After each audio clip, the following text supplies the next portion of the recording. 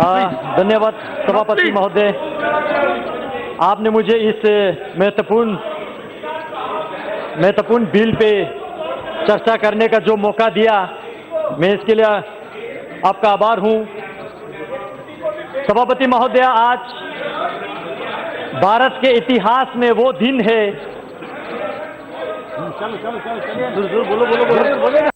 सभापति महोदय, आज भारत के इतिहास में वह दिन है जो गस्तियां पंडित जवाहरलाल नेहरू जी के लीडरशिप में कांग्रेसों ने किया, उस गस्ती का एक रेक्टिफिकेशन होने जा रहा है और हम सब इसका स्वागत करते हैं। बहुत सारे लोगों ने, अध्यक्ष महोदय,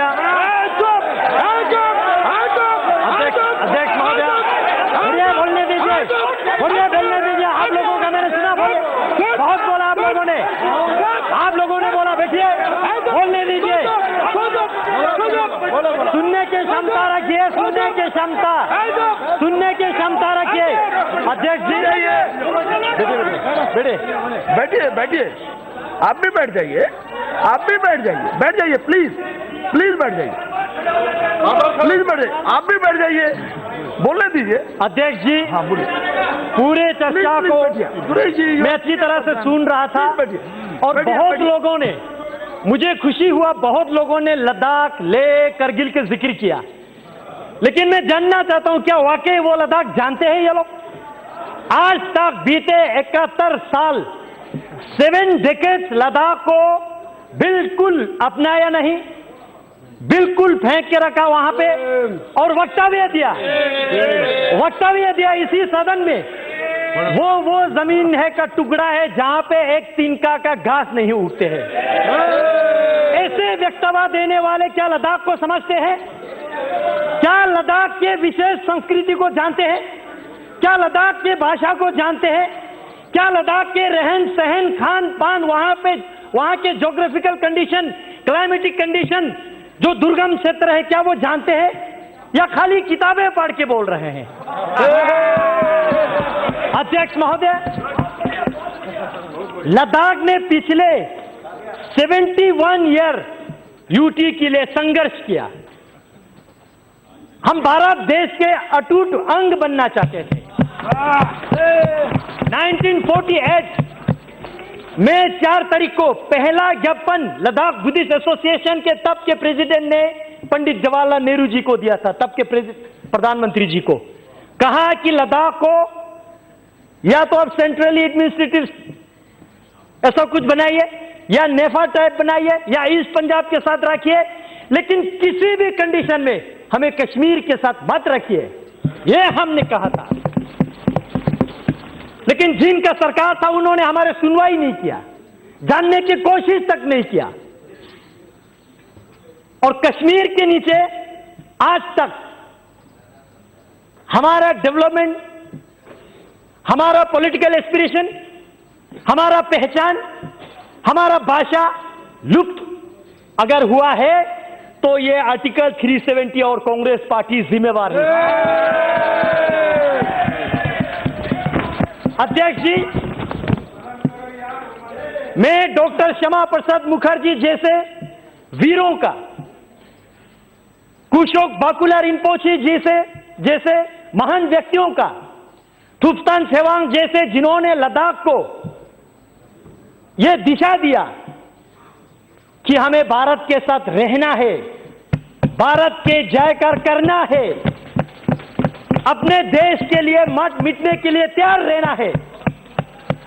और आज तक बहुत सारे यहां पे हिस्ट्री का रेफरेंस दे रहा था, मैं याद दिलाना चाहूंगा, चाहे 1965 के वार हो, 1971 का हो, या 1999 का हो, या 1948 के कबीले हमला का हो, इतिहास चेक करके देखिए, लद्दाख ने हमेशा बलिदान दिया,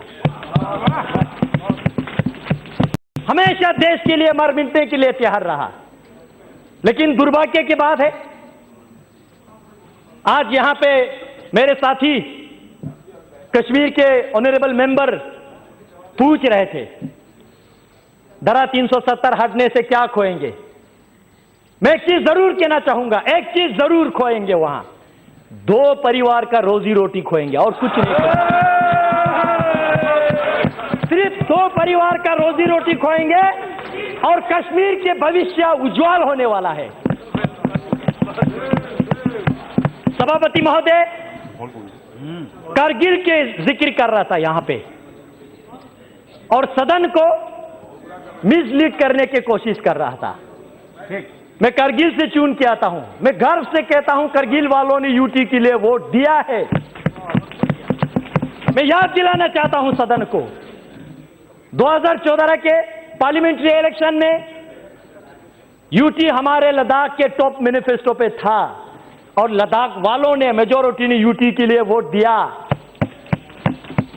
2019 के इलेक्शन में फिर हमने यूटी को इलेक्शन मैनिफेस्टो में लेके आया और हमने दोनों डिस्ट्रिक्ट में, चाहे बुद्धिस्ट का हो चाहे मुस्लिम का हो, दोनों डिस्ट्रिक्ट में, लेह का हो करगिल का हो, हर क्षेत्र में हर लोगों के दरवाजे पे जाके हमने लोगों को यूटी समझाया ये क्या है और लोगों ने बड़ी बहुमत के साथ आज तक लद्दाख में जितना भी पार्लियामेंट्री इलेक्शन हुआ है रिकॉर्ड मार्जिन के साथ ये सदन में मुझे आने का लोगों ने अवसर दिया।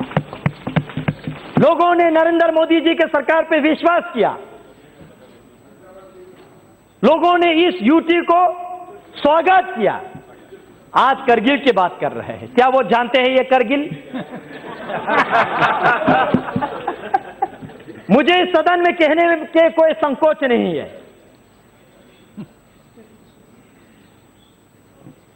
तब के गृह मंत्री माननीय राजनाथ सिंह जी अब ले पधारे थे। All party parliamentary delegation Jammu गए थे, कश्मीर गए थे और आप ले आए थे तब के होम सेक्रेटरी के साथ। पूरे लद्दाख के हर पॉलिटिकल पार्टीज के, बीजेपी, कांग्रेस, पीडीपी, एनसी लेके, मैं कश्मीर की बात नहीं कर रहा हूं, वहां अलग वातावरण है, मैं लेके बात कर रहा हूं, और साथ ही साथ हर रिलीजियस ऑर्गेनाइजेशन के, चाहे लद्दाख बुद्धिस्ट एसोसिएशन हो, अंजुमन इमामिया एसोसिएशन हो या मोनुल इस्लाम हो, क्रिश्चियन एसोसिएशन हो, हिंदू महासभा हो, सब ने एक ही आवाज में कहा कि हमें यूटी चाहिए। राजनाथ सिंह जी पूछ रहे थे और क्या चाहिए बोलो, और हमने कहा और कुछ नहीं चाहिए, सिर्फ यूटी चाहिए। हमने ये कहा था। आज अध्यक्ष जी सुनने की क्षमता रखिए, सुनने की क्षमता रखिए, अभी तो टीलर है, सुनने की क्षमता रखिए। अध्यक्ष जी, लेकिन उस वक्त एक दुर्घटना हमारे साथ घटी, आज मैं इस सदन को अवगत करना चाहूंगा। तब के ले में आपके एनसी के डिस्ट्रिक्ट प्रेसिडेंट, पीडीपी के डिस्ट्रिक्ट प्रेसिडेंट, जिन्होंने यूटी के मेमोरेंडम को साइन किया, उन लोगों को आपके कश्मीर के एनसी और पीडीपी ने वहां से प्रेस रिलीज जारी करके अपने पार्टी से बाहर निकाल दिया। आज डेमोक्रेसी की बात कर रही है, लोकतंत्र की बात कर रहे हैं। क्या वो थे आपका लोकतंत्र? लोगों का आवाज बंद करना, दबे कुचाले रखना, ये आपका लोकतंत्र था क्या? अध्यक्ष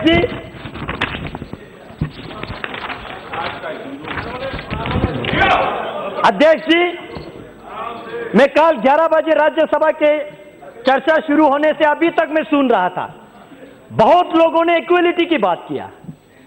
धारा 370 जाएगा तो जम्मू कश्मीर में इक्वलिटी नहीं रहेगा, ये होगा वो होगा।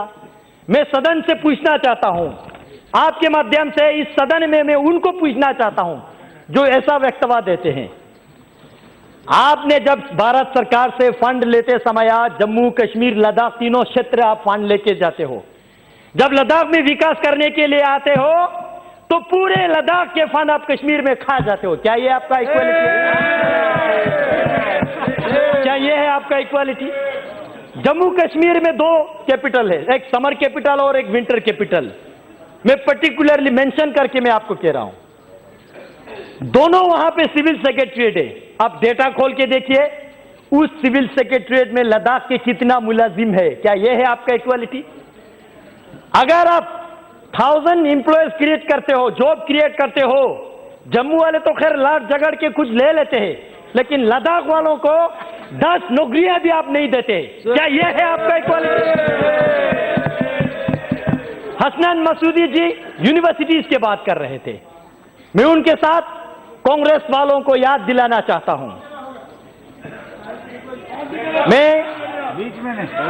मैं कांग्रेस वालों को याद दिलाना चाहता हूं, आपने 2011 में कश्मीर में आपने एक सेंट्रल यूनिवर्सिटी दिया, जम्मू में एक सेंट्रल यूनिवर्सिटी दिया। जम्मू वालों ने लाट झगड़ के दिया नहीं, लाट झगड़ के लिया।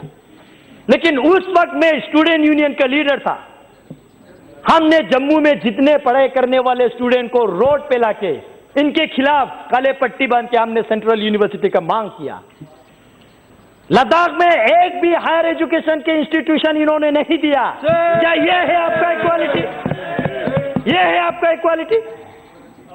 हाल ही में यूनिवर्सिटी दिया तो नरेंद्र मोदी जी ने दिया।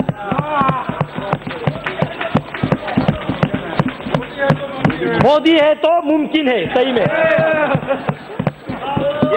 कल राज्यसभा में कांग्रेस के नेता गला फट फट के कह रहे थे कि भाई लद्दाख के साथ क्या होगा, लद्दाख के साथ क्या होगा।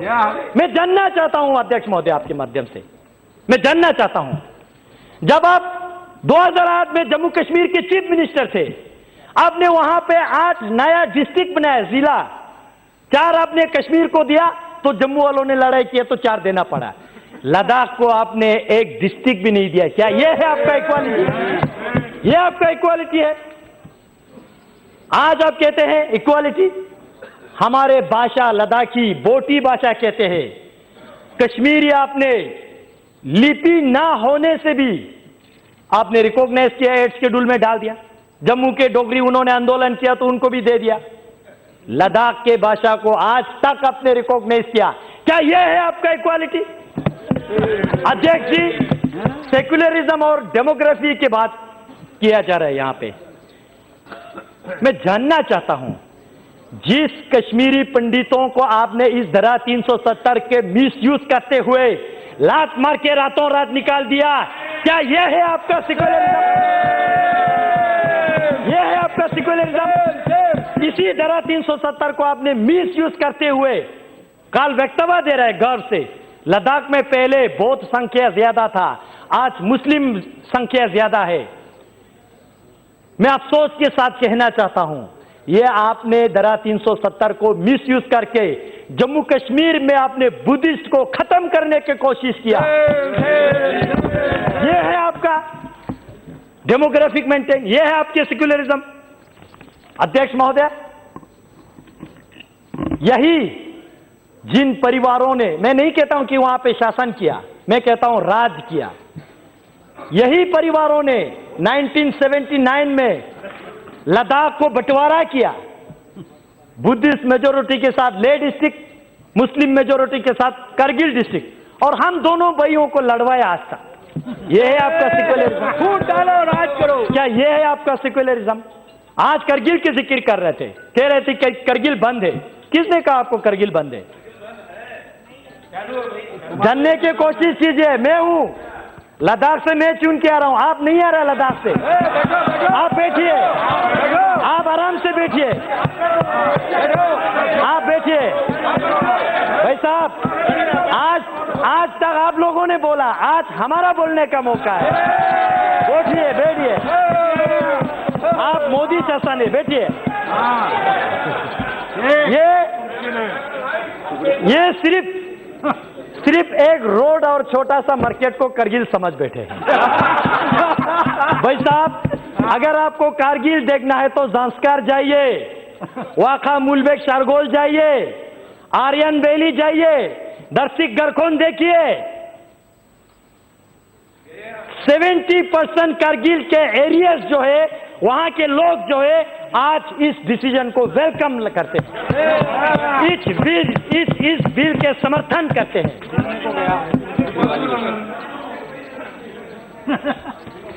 अध्यक्ष जी, आज ये वही वक्तव्य दे रहा है। अध्यक्ष जी सुनिए सुनिए, मौका दीजिए, बोलने की क्षमता रखिए। मैं आपकी तरह किताबें पढ़ के नहीं आता हूं, लेकिन ग्राउंड की रियलिटी महसूस करके।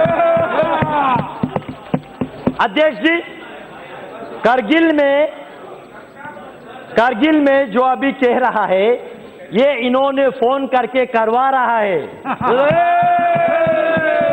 उनको भी नहीं पता है वो लोग क्या कर रहे हैं। उनको अपने भविष्य के लिए सोचना चाहिए, इनके जबान पे नहीं जाना चाहिए। ये अपने मुफ्त के लिए, अपने हित के लिए किसी को भी नचाएंगे। अध्यक्ष जी, और हीरो अध्यक्ष महोदय, बैठिए बैठिए, सुनने की क्षमता रखिए। अध्यक्ष जी, आज से 66 वर्ष पहले जनसंघ के संस्थापक डॉक्टर श्यामा प्रसाद मुखर्जी ने 1953 में जो उन्होंने संघर्ष लिया, एक देश में 2 विधान, 2 निशान और 2 प्रधान, नहीं चलेगा, नहीं चलेगा। और इसी के संकल्प में मैं गर्व के साथ कहता हूं, इनको नहीं पता लद्दाख वालों ने अभी क्या किया आज तक।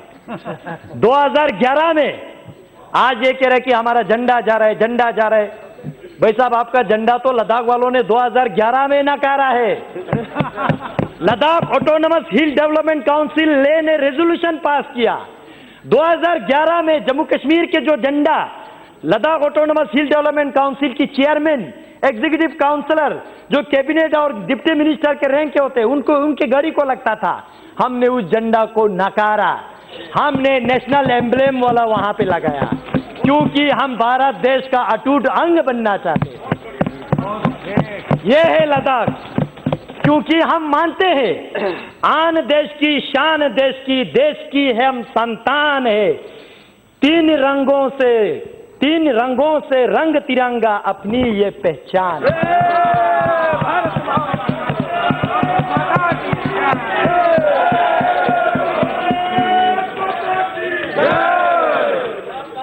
अध्यक्ष जी, बड़े आयरनिकल बात है, पंचायत इलेक्शन में पार्टिसिपेट नहीं करेंगे और जब अपने कुर्सी के बारे आएंगे तो पार्टिसिपेट करेंगे। ग्रास रूट डेमोक्रेसी नहीं आने देंगे, लेकिन अपने घर का रोटी चलना चाहिए। ऐसा विचारधारा हम एक्सेप्ट स्वीकार नहीं करेंगे। अध्यक्ष जी, जो कुछ लोग, जो मैं बार बार 2 परिवार की जिक्र कर रहा हूं, ये परिवारें जो है कश्मीर के मुद्दा जो ढिंडोरा पीट रहा है, वो समाधान चाहने वालों में से नहीं है। They are the parts of problem. वो इस प्रॉब्लम का, इस समस्या का पार्ट बन चुके हैं, अंग बन चुके हैं। नशे में है वो आज भी समझ रहे कि कश्मीर तो मेरा बाप का जागीर है। नहीं रहा, नहीं है। अध्यक्ष जी, मैं अंत में इसको कंक्लूड करने से पहले मैं भारत सरकार को धन्यवाद देना चाहता हूं। श्री नरेंद्र मोदी जी को, गृह मंत्री जी माननीय अमित शाह जी को और पूरे सहयोगी दल को, और जिनका दल नहीं है लेकिन इस बिल के फेवर में आने वाले हैं, उन लोगों को भी मैं पूरे लद्दाख के निवासियों की ओर से धन्यवाद देना चाहता हूं, क्योंकि आज पहली बार इस भारत के इतिहास में लद्दाखियों के सेंटिमेंट को, एस्पिरेशन को सुना जा रहा है। उस लद्दाख के जो चीन के साथ, पाकिस्तान के साथ सीमाएं लगते हैं, उस लद्दाख के महत्वपूर्ण को समझ रहे हैं। इस सरकार में इस बिल को हम वेलकम करते हैं और हम एक अंत में, जो लोग अभी तक कंफ्यूज में, उनको एक रिक्वेस्ट छोटा सा करना है। देश के लिए प्यार है तो जताया करो, देश के लिए प्यार है तो जताया करो, किसी का इंतजार मत करो, गर्व से बोलो जय हिंद। अभिमान से कहो भारतीय है हम, स्वाभिमान से कहो भारत माता की जय, और वर्तमान में करो इस बिल का समर्थन। बहुत बहुत धन्यवाद अध्यक्ष।